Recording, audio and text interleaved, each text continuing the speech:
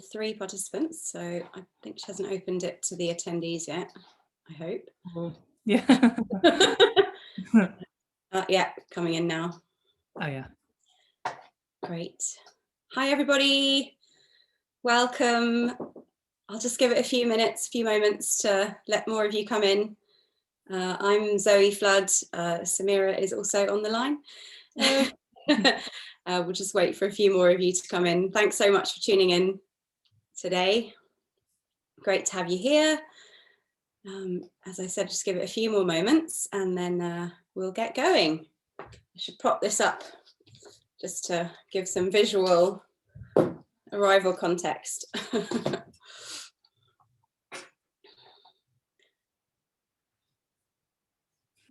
Just waiting for a few more moments. Just been chatting with Samira about having to do all her book launches and conversations from home, and hoping that next time you'll be able to travel the world. Yeah, that's the dream. It's been a strange year without travel. Absolutely, I think it's the longest I haven't been on a plane personally for a long time. Great, so there's quite a few of you guys in here already, so let me just get started, and if anyone else joins, we'll they can just pop into the conversation as we begin. So first of all, welcome to everybody. Thanks so much for coming. This is a sort of launch, well, not a launch, this is I guess a discussion event about Samira's fantastic book, Karachi Vice, which hopefully some of you have read or will be reading shortly. And I'm Zoe Flood. I'm a board member of the Frontline Freelance Register, and we're currently sort of re-upping some of our online events, and it's fantastic that today Samira Shackle, journalist, author, many other things too, editor, has agreed to be with us and to talk about her fantastic book. So Samira, perhaps you lots of people will know your long form writing from The Guardian, from 1843, Prospect. You're also an editor of the New Humanist magazine, and this is your first book. So perhaps you could just tell us a little bit about how you came to write this book, and perhaps you could just tell us a little bit about it for those people who haven't read it yet. Sure, yeah, so the book is a narrative non-fiction account of Karachi, which is Pakistan's biggest city.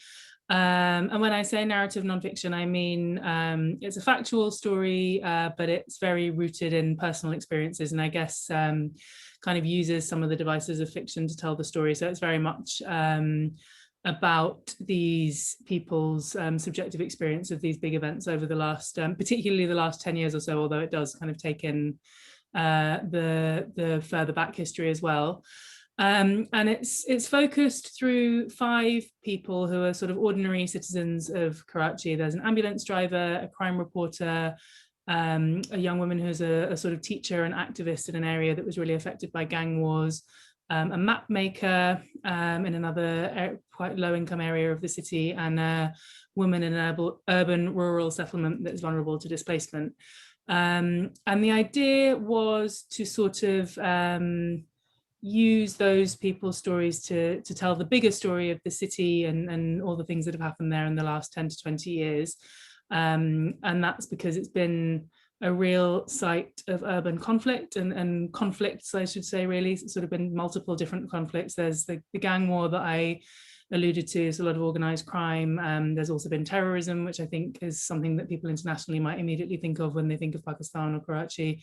There's been ethnic violence as well. So it's really been a kind of hub of all these different conflicts that are happening sort of across Pakistan, but they're really distilled into this one place. And then subsequently a very heavy-handed police and army-led crackdown about 5 years ago that's led to the city becoming much more peaceful. So I really wanted to track all those things.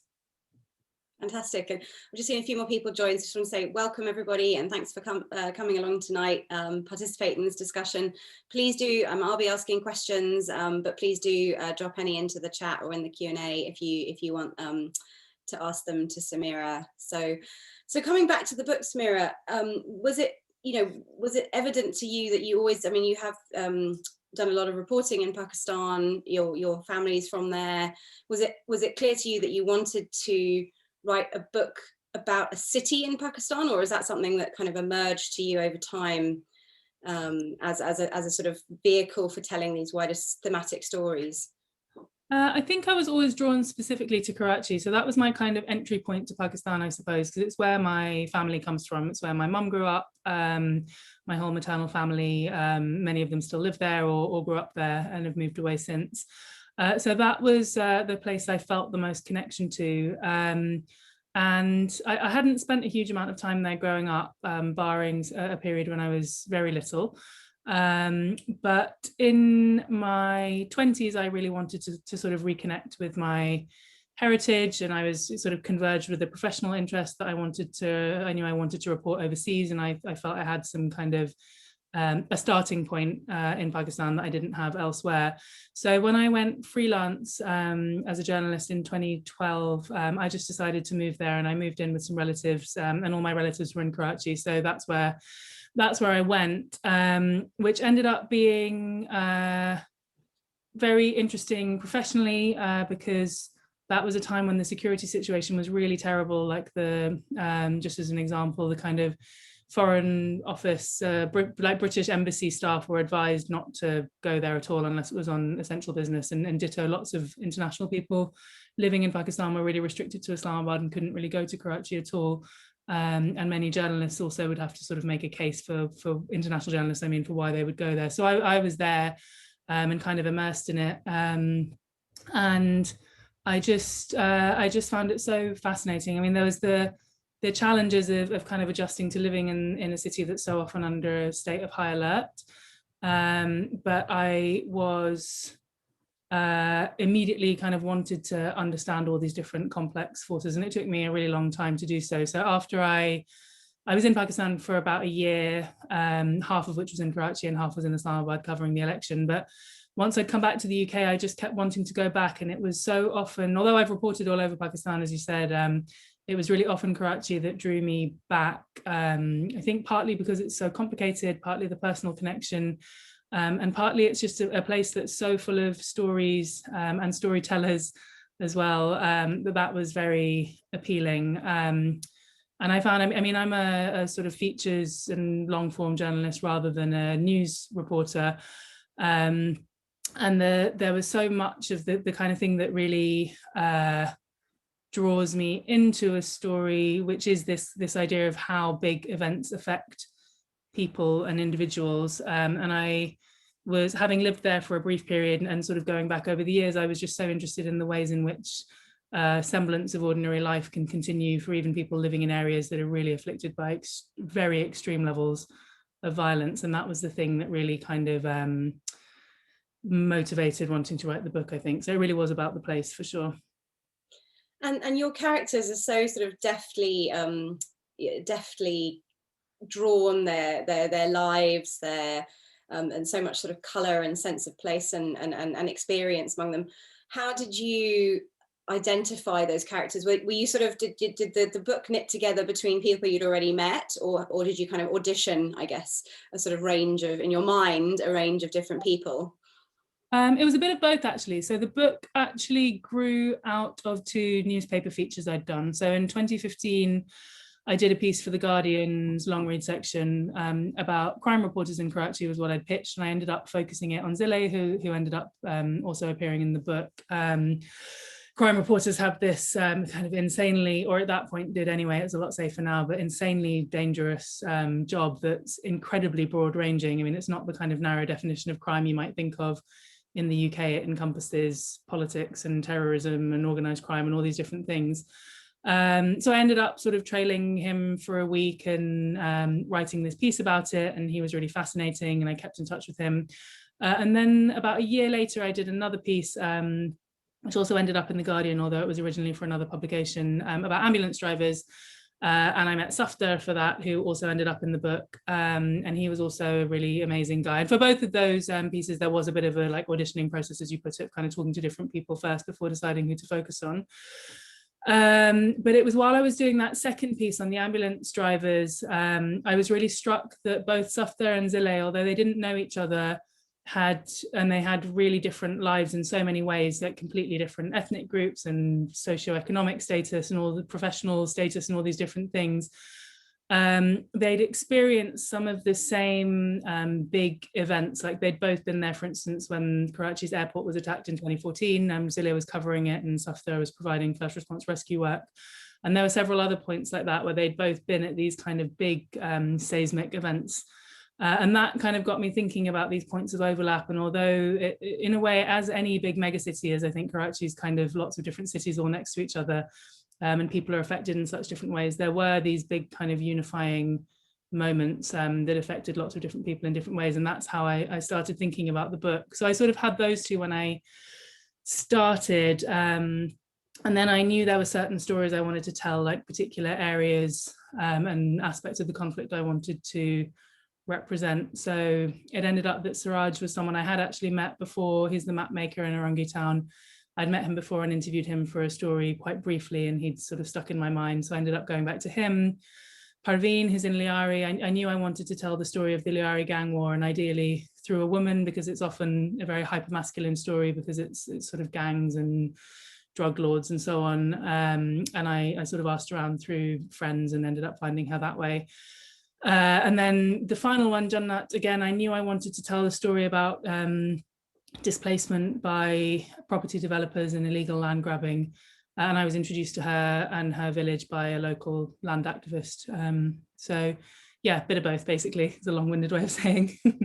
And how much time were you sort of finding that you were spending with the different characters, or have spent sort of over the course of reporting the book and then following up, I guess, on some of the stories at a later date? I mean, what would you say is the sort of duration of those relationships? I mean, I'm sure they're ongoing, but how much time did you have to spend to sort of develop those characters so deeply?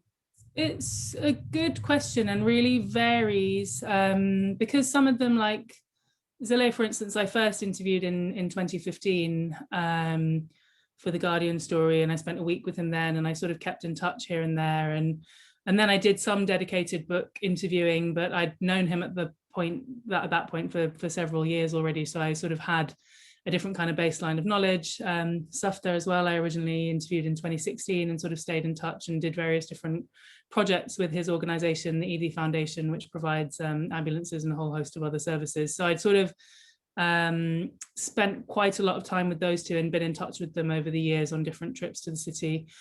And then the others, it was a much more focused process. Although for those two, I did need to do quite a lot of extra interviewing for the book.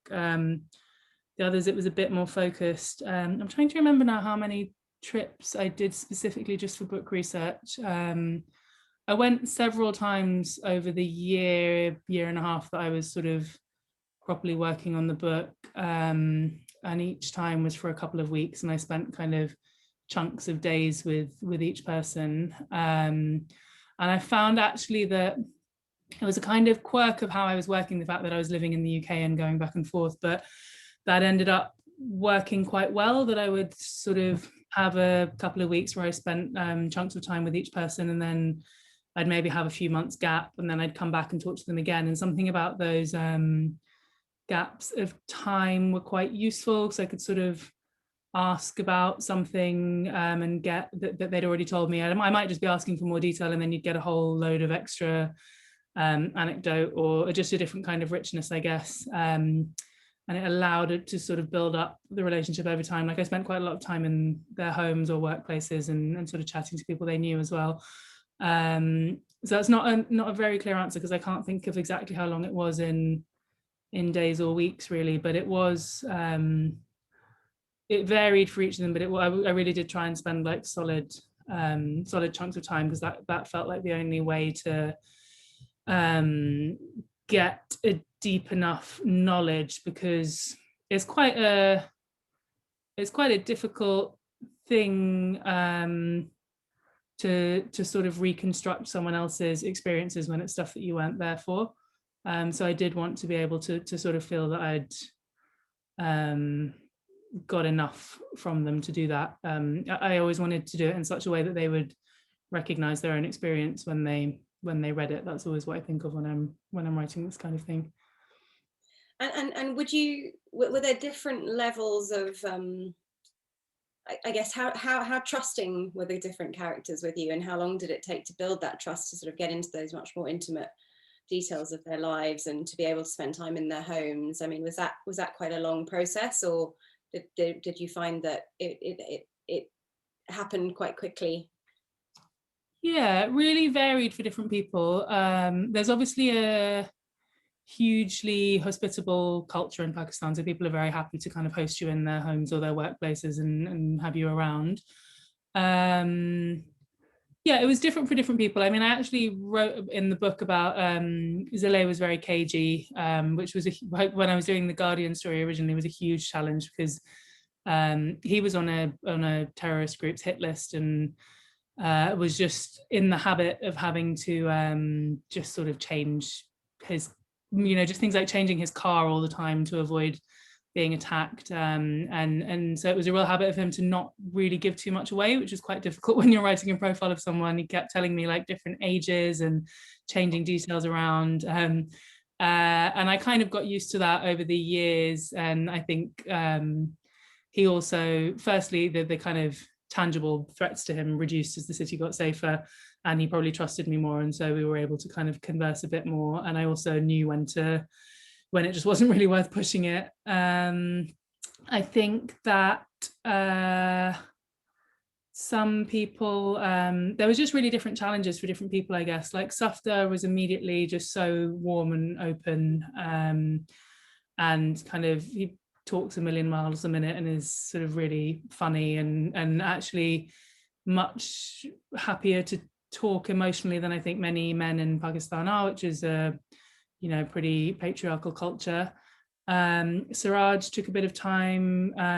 He's so focused on his work and has that quite masculine thing of really wanting to keep it focused on the factual, and so that took a little bit of time to get to a more sort of emotional place. But he was also extremely welcoming and generous with his time, as everyone was. Parveen is another amazing character. She's just like the most incredible storyteller. I think I probably could have written a whole book just on her. She talked so generously and effusively, and I actually did most of the interviews in her house, so I really got to know her family. And then the village story, Jannat, was a whole different challenge because she lives in such a small community, and the people there, particularly the women who don't really leave the village very much, only really knew they'd only really ever interacted with the same kind of 200 or 300 people in the vicinity, and so that meant just a really different approach to how you tell stories and how you remember things, I think, because you don't really have to, you're not in the habit of filling in context because you don't really need to, because you're never really talking to outsiders, which is something I hadn't really anticipated, and was was a different kind of challenge. And then, sort of from a practical perspective, in terms of your reporting, I mean, obviously it was the security situation in the city was very, very challenging at the time, and has improved. How did you manage that personally as a reporter, and also, in terms of your contributors, your characters? What were you doing to sort of maintain their security as well during that period? So by the time I was doing dedicated book research in, I guess it was like 2018, the situation in the city was so much safer, which was useful in a number of ways. It sort of meant that I could move around more freely and go to different areas without being so concerned. Because, for instance, Liari, I spent a lot of time in Liari with Parveen, and until I was doing that book research, I hadn't spent very much time there because it was seen as such a dangerous area that it was quite difficult to get sign off to go there as an international reporter at different points. And also just really hard to navigate without having a wealth of local contacts, which I didn't have at that stage. So that was really useful. I think it was also useful that that the security situation was so improved, because it meant people were much more relaxed about talking. I think when things were really bad, there was, people were acutely aware of all the risks, and were maybe more guarded about certain things. That said, I have at earlier stages, and probably when I started doing the pieces that that turned into, sort of formed the initial basis for the book, definitely did have to think about security there. I mean, when I was looking at reporting on crime reporters in 2015, and shadowing Zalea around to dangerous places. I had to think a lot about partly being a woman in very heavily male spaces, like going to police stations and accompanying a male crime reporter and being the only woman there. That's something I was just aware of. It was always fine, but you do think about it. Zilli was really nervous about having his photograph taken for the piece, I remember, which was kind of seemed strange to me at first because he was on TV like every day.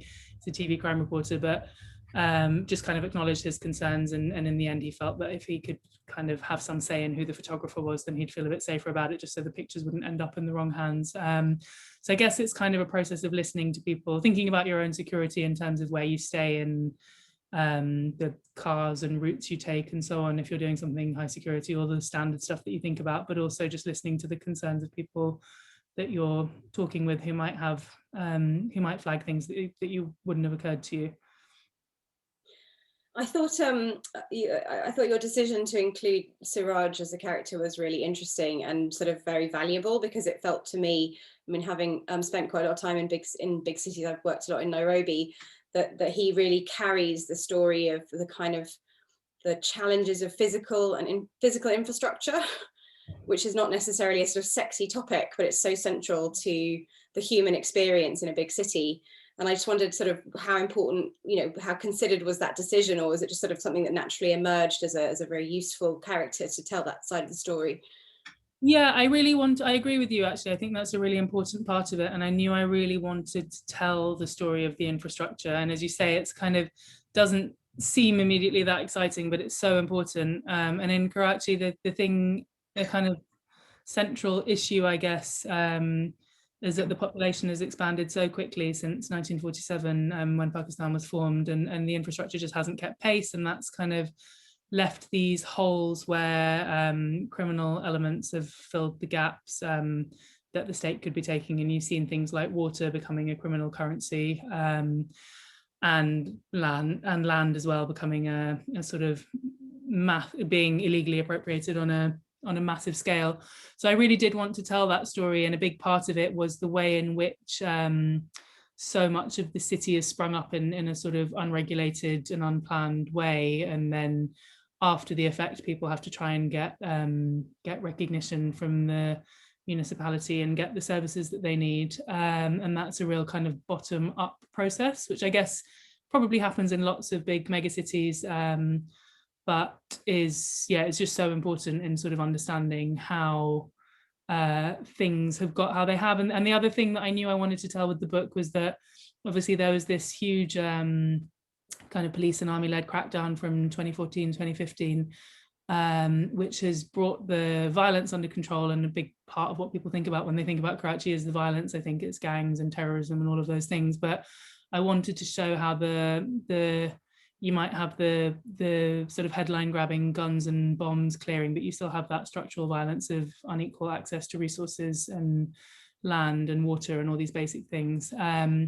So yeah, I knew I wanted to tell that. And as I said, I had met Siraj. I'd wanted to do a piece ages ago on land mafias, and I'd interviewed him for that, and I'd never ended up doing the piece. But I sort of remembered meeting him and going to his office. And I didn't know his area of the city, Orangi Town, at all until I started doing the book.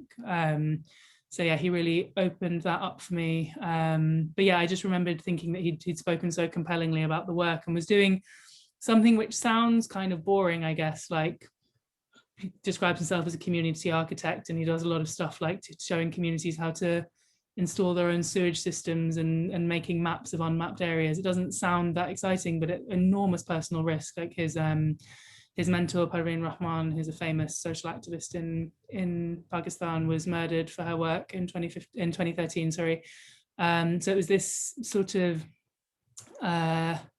what sounds like quite sort of uninteresting job actually being extraordinarily dangerous because of the things it's exposing. Mm-hmm. And really being at the sharp end of so many of the issues, as you say, like the sort of mafia control of resources within the city. Really, yeah, I thought it was a really fascinating character and story. And have you had any, I mean, what's the reaction been from the characters of the book? Have they been, I mean, what's the Are they able to, I mean, I guess not everyone speaks English, but have you made a plan for them to read, or how are you managing that? Well, I've had the book sent to all of them, and I think it should have got to most of them by now. Yeah, most of them don't really speak English. Zile does. Parveen and Siraj don't speak English but can read some, so I think they're sort of soldiering through it. And Safdar and Jannat can't speak any English at all.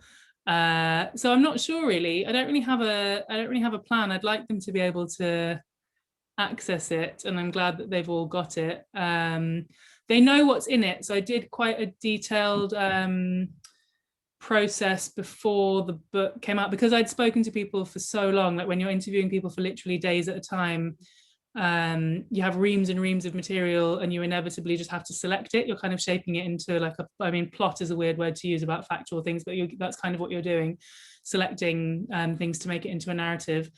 And so I was very conscious that people wouldn't know what I was including from these long conversations I'd had with them. So I did quite a long verbal process where I just sort of said where we've got this bit in it and this bit in it and this anecdote and where you said this and so on. So they all sort of know what's in there, basically. I had a pre-briefing. Yeah, exactly. Yeah. I wanted partly to fact check things and partly to just so no one got any surprises, basically. And I wanted the opportunity, you know, sometimes you might say something. There's, for instance, Parveen had told me something that had happened to her family that led to them leaving Liari, which was her sister was assaulted. And I just, you know, that kind of thing, I just wanted to make absolutely sure it was going to be okay with her and her family to mention that, because sexual assault is, you know, seen as very shameful. So I didn't, you know, all of those sorts of things. I just, well, if someone says something when they're relaxed with you and in the moment, I didn't want anyone to have any nasty surprises, basically. So they all know what's in it. Yeah, they're fully consenting in an explicit fashion. Yeah. I'm just going to jump to one or two of the questions that are coming in from the audience. From Farid Amin. Hi Samira, as a Briton of Pakistani heritage, did you find Karachi alienating at all, or were you able to process and accept its contradictions? I think I probably found it quite alienating at the beginning because it was so difficult to navigate. And I mean that in multiple senses of the word. I guess it was really hard to physically navigate. I just couldn't find my way around at all. I was very restricted to traveling around by car and sort of following my family's safety advice, because I just didn't know the place and they did, and it was in a very bad, you know, the security situation wasn't good then. And I think I found it hard to navigate. Also, it took me a really long time to understand, basically. So I think I spent a lot of the time I was living there just really trying to sort of get a handle on all the different things that were going on, and that's partly what kept me going back. But yeah, I definitely feel able to accept all the contradictions, and that's what I love about it, really. I guess I think I grew up in London and I'm a sort of city dweller at heart, so I've sort of always drawn to cities, and what I like about them so much is that they're these points of convergence and contradiction and people and different forces all coming together. So I find that actually very appealing, and have got more and more of a handle on Karachi. It's now been, I guess, a good 10 years that I've been working there and spending lots of time there, so it doesn't feel alienating to me at all anymore. Yeah. Did you, when you were writing the book, did you think about the city as a character, as one of the characters? I mean, there are the 5 human characters, but was that sort of in your mind, or how are you treating the city itself as you were writing it? Yeah, I wanted to I wanted to convey what the city and the different areas of it sort of smell and look and feel like, which I think that felt quite different to doing journalism, even the kind of long form journalism I do, because you know, that might have a line here or there of description, but you're not being descriptive in quite the same way as you might be in a book. So that was quite different for me. And yeah, I thought about the city a lot, but increasingly as I was researching the book, it just sort of, it did feel like multiple cities, I guess. Like each of these different areas was so different and had such distinct features to them, that sort of the different areas almost became like their own things to be characterized. Great, and another question here from Zainab Lovett. asks, was Behind the Beautiful Forevers by Catherine Boo useful for background research to your own book? I had read it, as I think lots of people doing this kind of work, and especially on South Asia, have. It was useful to an extent. I think I found, I mean, her research process for that book was just so astonishing. It's for people who don't know, it's a book about a slum in Mumbai, and sort of telling the story of the residents, and it's really reads like a novel, and you're sort of reading it, and I did anyway. I read it for the first time and thought, how could this possibly be nonfiction, and how could she have known like what this guy was thinking in this moment as he's running from the police or whatever? And then you get to the end and she's got this huge author's note detailing her research process, and it's like, okay, wow, she really did know. She'd like interviewed people hundreds of times and spent 4 years on it, and had numerous research assistants and translators, and she gave people in the area GoPros to film stuff when she wasn't around. And so it's like an extraordinary level of research, which is kind of intimidating in a way, and obviously I could never match. Did not have those kind of resources. So yes and no, basically. I mean, I think it was, what I loved about the book is just how absorbing it is, and how much you learn through being absorbed in the emotional lives of the people she's following. And that's something that I really wanted to emulate, while also not doing quite the same level of research. Yeah, sort of cohabitation almost with on a many multi-year basis, which I thought I read it some years ago, but it was yeah, so it was quite astonishing, that author's note at the end. Michael Harrison on the Q&A asks, did you interview through several languages? How did you navigate the languages?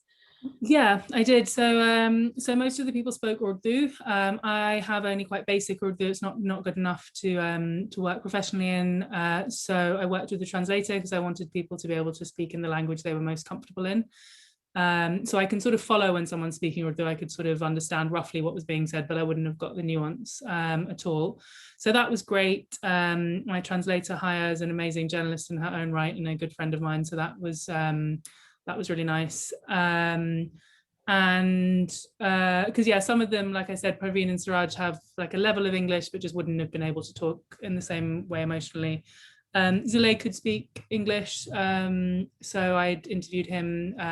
It's definitely not his first language, but because I'd done the initial piece interviewing him in English, that was kind of the mode of our interactions. And I do wonder if it might have been slightly different if I hadn't been working in that way then. But yes, basically worked in different languages. And in the village, that's a Sindhi first area, so they speak Sindhi, which is the local dialect of the province, local language of the province. But Jannat had been to school, so she spoke Urdu as well, which is the lingua franca of the country. So yeah, worked in different languages. I mean, most people are multilingual, as in India. Most people in Pakistan are multilingual, so they might speak their own regional language alongside Urdu, but most people can communicate in it.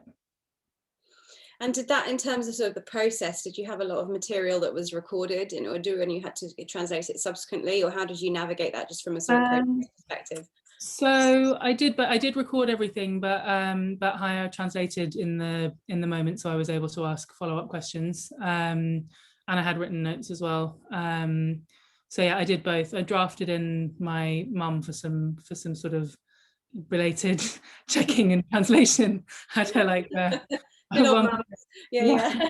Mine gets too much transcripts looking at sometimes. Yeah. Like, oh, yeah. Had her list. I'd left the dictaphone running for like a day in the village, and had my mum hadn't had everything translated. Had my mum like translating and transcribing this long audio, which was extremely generous and good humoured. But yeah, the same process was, that's what I did. I sort of recorded everything, but also had in the moment translation, so I could made sure I wasn't missing anything. And just there's some more questions in the chat that I'll come back to, but just as while we're talking a bit, I guess, about the process, when did you start writing it, and sort of what were the kind of the key phases you went through in terms of processing the material and then organizing it and starting to build the structure and actually then, you know, getting a lot of the words down? So I had obviously the proposal, which set out a structure, and then I think I had 15 months from signing the contract to the deadline.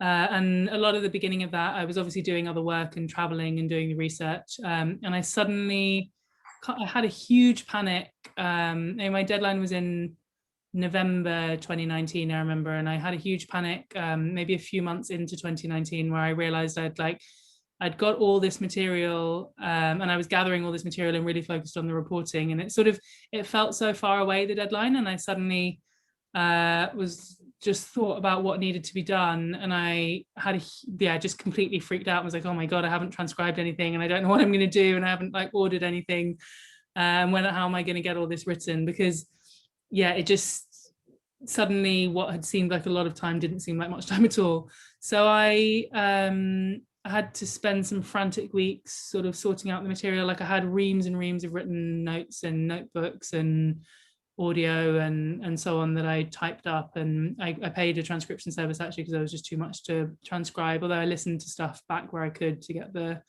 atmosphere. And then I can't remember where I heard this. I don't know if it was like a writer on Twitter or if I'd read it somewhere, but I'd seen someone say that if you sort of work backwards from the deadline and work out how much you have to do week by week in order to get it done, and so I did that basically to kind of break it down into chunks. So I knew I wanted a month or so at the end to just sort of have a completed manuscript and read through it and check it.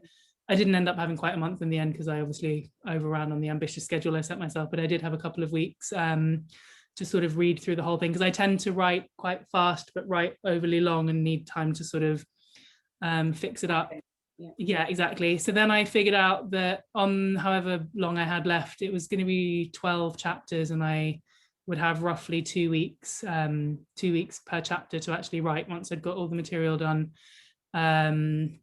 I think it was about 2 weeks per chapter and a bit either end. And some of the chapters inevitably ended up taking longer than that, but mostly I stuck to that. I put it all in an Excel spreadsheet of like what I wanted to do each week and whether I'd achieved it or not, and then I just kind of stuck to that. And having it week by week was at first terrifying, but then was useful. And I already had the plan for the chapters by then, because I sort of mostly hewed to what I had in the proposal. Like the material had obviously changed, because it's a weird thing with book proposals where you sort of write it with some research but not all the research, and you're kind of saying how you're going to structure this thing that you haven't fully researched yet.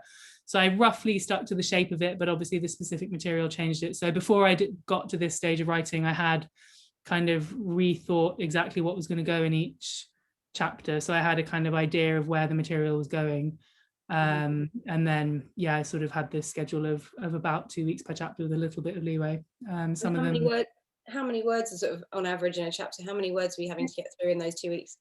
That's a good question. So the book is like 80,000 words, I think. Let me work that out. I can't remember. I do have all this on my nerdy spreadsheet still. Well, that sounds very it was around 7,000 words per chapter, and I think in the first instance they were longer. Like my first draft the book ended up being about 80,000 words, but my first draft was longer than that. My first draft was like closer to 100,000, I think, and then I ended up trimming it back.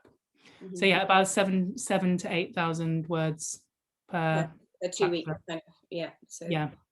Having to keep. And were you in that writing stage? Didn't stick to it every week. But in that writing stage, were you doing other work as well, or were you able to take the time to focus on it? I had to really cut back on other work at that stage because it ended up being quite a marathon then.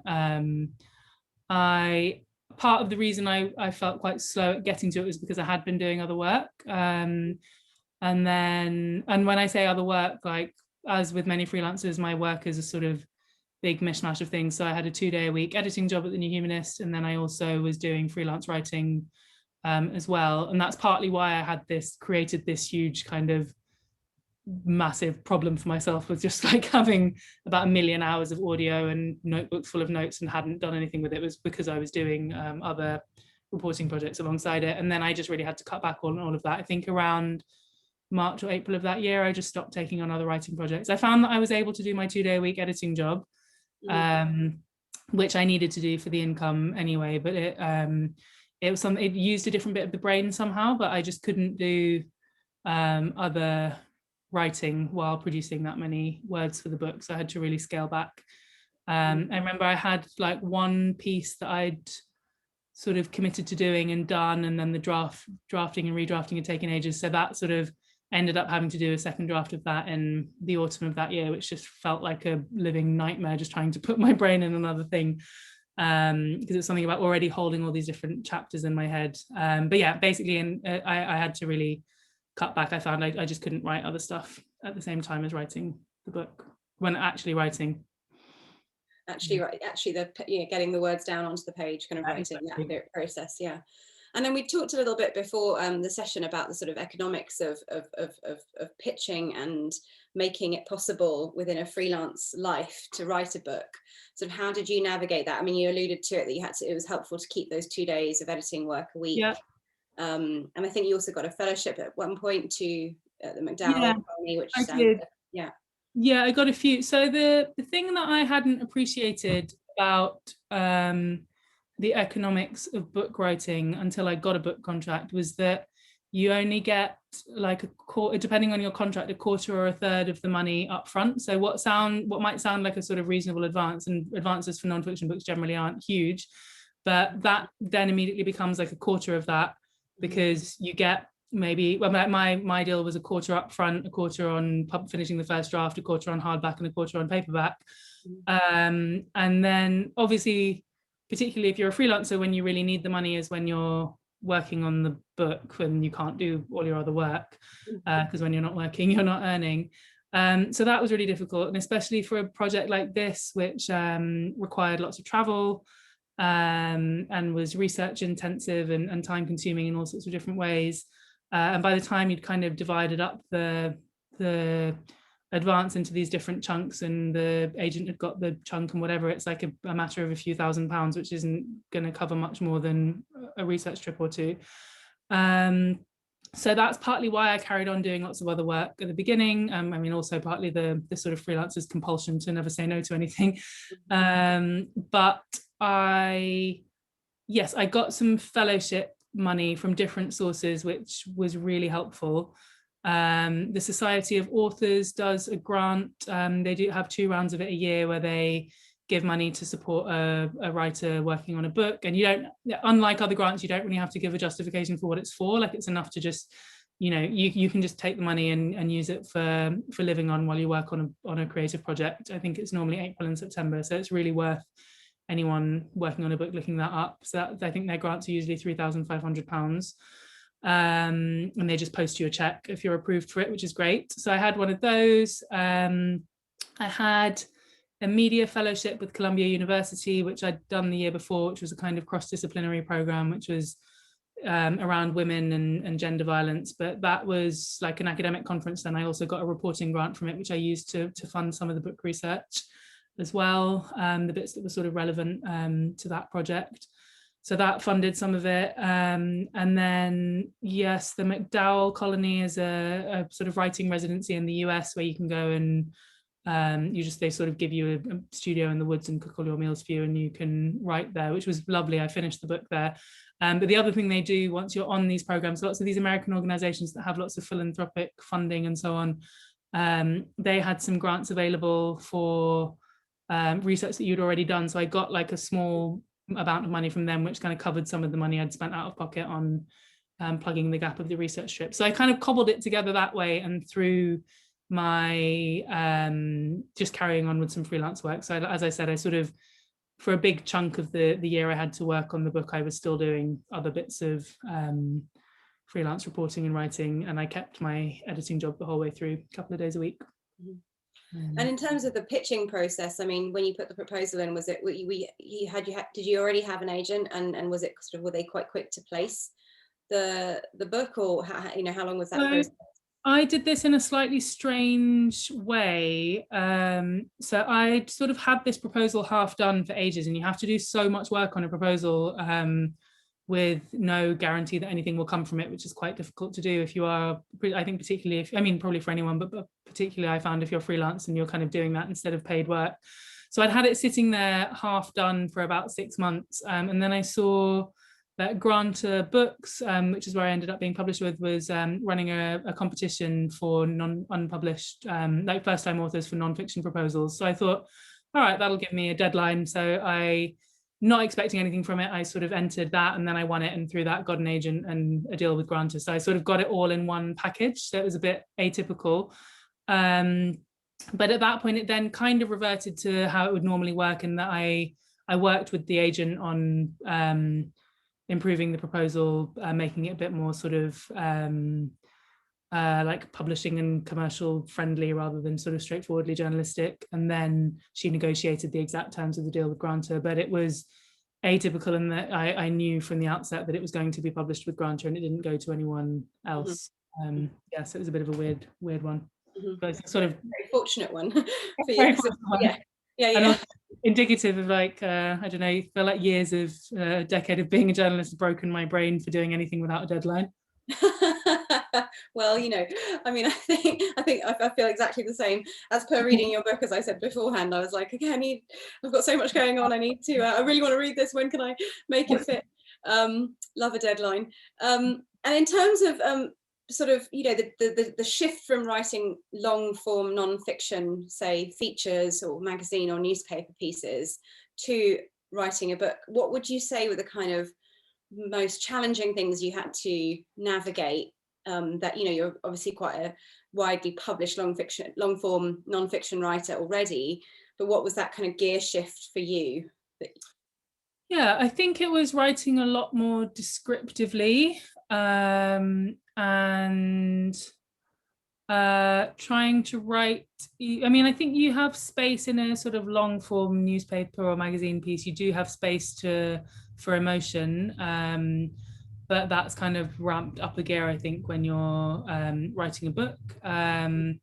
Sort of trying to flesh people out as characters on a page a little bit more, just because you have more space, and you need that kind of emotional pull to carry people along more in an 80,000 word book than you do in a 5,000 word piece. So it's kind of lots of similar skills, but maybe just ramping it all up a bit. And I thought really hard about the ethics of that, I guess, because as I said earlier, I just always want people to be able to pick up what I've written about them and recognize themselves in it. I didn't want anyone to feel I'd sort of misrepresented their emotional state or their experiences in any way. And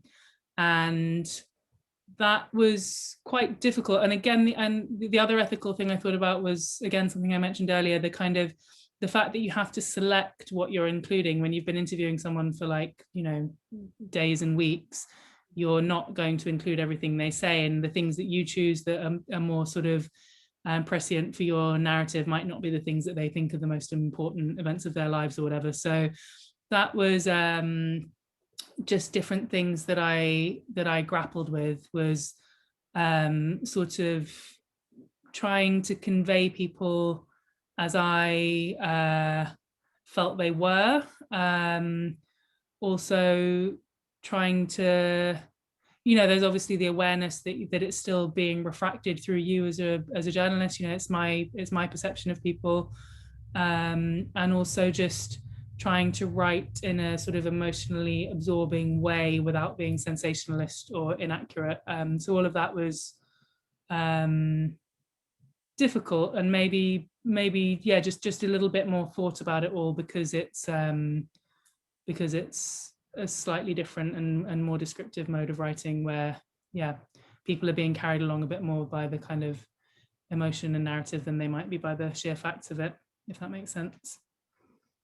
Absolutely. And I mean, on that sort of, there's a few more questions in the chat that I'll come back to just before we close up soon. But since we promised people that, you know, we talk about sort of writing popular long form, aside from the book, sort of what would you say are your kind of best tips for people who might be wanting to develop their long form feature writing? Are there any kind of go-to pieces that you recommend to people, or that have been really helpful in developing your voice? Yeah, what would be your... I think the biggest shift I found in moving from kind of writing regular features to more long form narrative stuff is just thinking about narrative and maybe like story first rather than theme. So it's not enough to say, I want to write about this thing that's happening in this area of London or whatever. It has to be kind of the people who are involved in it. and the sort of people and specifics of their story first, in a way, and sort of finding that is often really difficult. So you might start in your own head with the theme, but you really do need to find what the kind of story within it is.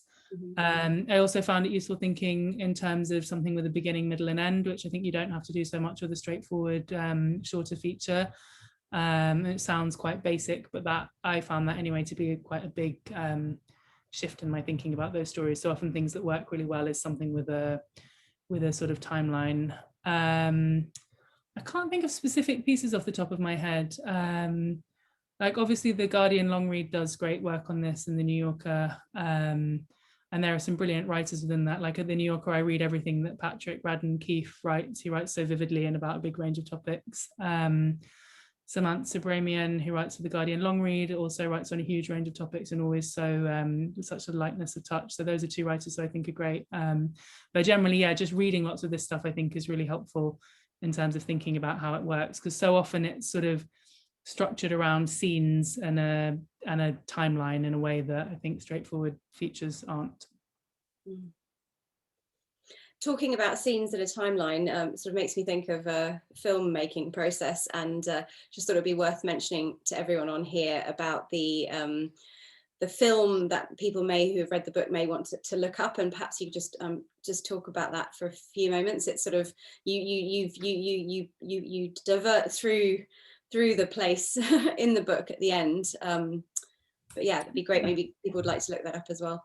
Oh, sure. So the film is called Lavaris, but it was also it was acquired by Vice, so I think put it up under a different name. I think it's Karachi's Unknown Dead or Pakistan's Unknown Dead. It's on YouTube to watch, and it's a film that I made with my husband, actually, who's a filmmaker, about the Edie Foundation, which I mentioned earlier, with Safdar, the ambulance driver, works for. And one of the things they do is run this mortuary for unidentified bodies. I mean, the mortuary serves low-income communities, but one of the things it does is gather and look after and ultimately bury unidentified bodies. So they might be people who've died in violence, or people who are migrant laborers who've died far away from home without their ID. So they go to great lengths to try and find the people's families, and if they can't, then they bury them at their graveyard for unidentified bodies. So we just sort of followed this process, which was very beautiful, I think. It sort of sounds really grim, but there's something incredibly life affirming about it in a way. There are people doing this quite grim work for very little money or personal gain. It's quite grueling, and they really are motivated by the desire to sort of serve their fellow man and provide some dignity in death for people who maybe weren't afforded it in life. So I found it very moving. It was something I'd come across the work of the mortuary when I was originally profiling Safdar as an ambulance driver, and I came back and said to my husband, oh, you should make a film about this, because the graveyard looked so amazing. It was like the size of several football pitches, with these graves just marked with a single serial number on them. So yeah, it sort of grew from that. And I think to sort of follow on from that, one of the questions in the chat is, was there any pressure from the Pakistani authorities to present the country in a positive light? A lot of these stories, I mean, like the mortuary, the ambulance, the violence, there's so many challenging and problematic themes that you explore. Did you feel that at all, or was it not an issue for you? I think there is a pressure to present Pakistan in a positive light, for sure. I obviously, as a journalist, I don't feel that's my main role. I'm not my role is to report things as they are and to try and understand things that are happening. Yeah, that definitely is true. I mean, I've had a lot of conversations with officials who tell me some variation of, as a daughter of this country, you should be showing the positive face. I remember I used to just travel on a journalist visa, and after I'd done the crime reporters piece in 2015, the press attaché at the embassy called me in and gave me this long lecture about how the city was much safer now, which of course I had included in the piece, but it was a 5,000 word piece, and it wasn't. He said, "Oh, it's not in the headline," which, like, obviously it's not wasn't the most interesting aspect. So he gave me this long lecture as a daughter of this country, blah blah blah blah blah. And after that, I was like, oh my God, I don't know if I can have another one of these conversations. So I ended up applying for an overseas citizen card, which allows me to travel visa free. So I got that to kind of partly to avoid that conversation. So yeah, it definitely exists. And I think there's a big segment of people who perhaps understandably feel the country's come through this really dark and challenging period and things are a lot better now, and would maybe prefer to just sort of move on and focus on the positives. But as I say, as a journalist, I think it's really important to understand the things that have happened and the things that are still going wrong, and rather than just sort of brushing things under the carpet and saying it's all fine now, so we can't talk about it. Will the book be available in Pakistan? Will it be published locally? Is that something that you're working on? Yeah, it's been distributed there, so yeah, it's available. It's available there now. Have you had any feedback from people in Karachi as yet, or is it still too early? Yeah, I mean, I've done a couple of events, and I've got another. I've got one coming up in a couple of weeks with the big bookstore chain there, Liberty Books, obviously on Zoom. But no, lots of people. I mean, I was apprehensive about what the reaction would be like, but I did get a couple of friends before the book was published. I got a couple of friends from Karachi or who'd worked in and around Karachi to read it, just to sort of give me their views, and they were really helpful and really positive about it. So I think there's definitely an appetite, and I hope it. My aim with the book anyway was to. Obviously, there's lots of guns and bombs in the book, but was to go beyond that and I think tell quite a hopeful story in a way, because I think the word resilience is really overused a lot of the time, but they're people who are really just trying to do good things within the means available to them. I certainly found that very moving and inspiring to see, and there are many, many, many more people like them, and that was really what I wanted to focus on, was people who are really trying to do something good and to make things better for people around them. And I think, yeah, I mean, I strongly felt that personally, that all those characters come across really well, and sort of the humanity of a quite challenging situation is what I took away from it, certainly, which is that and I've seen that in other environments as well, that's what sort of made it seem like quite a universal set of stories as well, although it's obviously set in a very specific geography and place.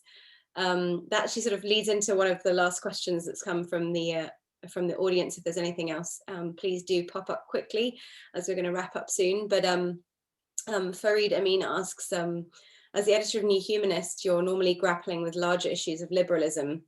Isn't this a big departure for you from that role? And should we expect more work focused on specific individuals and their relation to geography? And maybe you're not in the moment of planning your next book, but maybe you are. So, oh no, I'm definitely not planning my next book yet. I think that my journalism, my sort of reporting, I should say, because it's all journalism, but my reporting came before my editing. So I've been working as a reporter since like 2008, and I've been working as an editor at New Humanist since I think 2014 or 2015. So that this kind of work I think came first, in fact, and I've always done since 2014 when I started at New Humanist, I've kind of done both things at once. And as I said earlier, I think part of why I've been able to carry on doing the editing job alongside this sort of very detailed long form reporting is because it is quite different. It is sort of firstly editing other people, but then it's also, you know, lots of stuff about big ideas and essays and politics and philosophy and so on. And it just uses a really different segment of my brain. But the book, I think, is much more akin to the reporting that I've always done alongside that, which is often very sort of people focused. That's what I like to do as a reporter, is really the zoomed in sort of how do big events affect people on the ground, and what's the kind of lived experience of these big changes. So yeah, got the kind of double track going on in my career, which I'm sure lots of freelancers can relate to.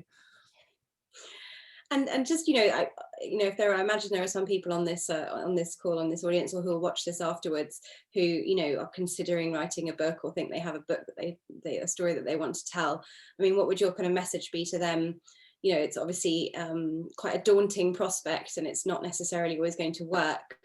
But you know, what would your kind of words be to them I think thinking creatively about what a book can be, because for ages I wanted to write a book and I felt I didn't have the right idea for it, because I knew I wanted to write a book about Karachi, but I sort of had in my head that it had to be like a single story carrying it through. I don't know why I thought that. And then it's just sort of reading around, and like narrative nonfiction is the kind of nonfiction that I like to read, and seeing actually there were so many books that worked really well, which wove together multiple people's stories, and I suddenly thought, oh, I could do that, and that felt somehow more achievable to me than finding like this singular story that was going to carry 90,000 words or whatever. So I think reading widely and thinking creatively about what's possible would probably be my advice. And then also just really giving yourself time to think your way into it, because it is, I know there are some people who can kind of turn out a book every couple of years, but I don't think I'm one of them. And it takes a lot of time to kind of think through, to just sort of really think through your idea and really know that it would work. Great, Samira, thank you so much. We've come to the end of our time now. Thank you so much for taking the time to talk with us, and I'm sure that there's lots of people who will have drawn a lot of value from this conversation. It's very, very interesting for me to hear as well, and I've really appreciated talking to you. It will be available online, so we'll make sure that we're sharing it with others as well, and hopefully it will help some other people who weren't able to make it tonight, help and inform. Just as a quick sort of last note, the next FFR event, virtual event, is on the 24th of March with Anna Kodrea Rado about the business of freelancing. That'll be at 4 p.m. GMT, and if you just follow the FFR social media channels, you can see updates and links for that. So yeah, thank you again, everybody, for coming. Samira, thank you so much for your time and for writing such a wonderful book. There's a link at the top of the chat. If you haven't already ordered it, please go ahead and do so. Thanks so much, and thanks everyone for coming and for such thoughtful questions. Hope you enjoy it. All right, thank you. Thanks. Bye. Bye.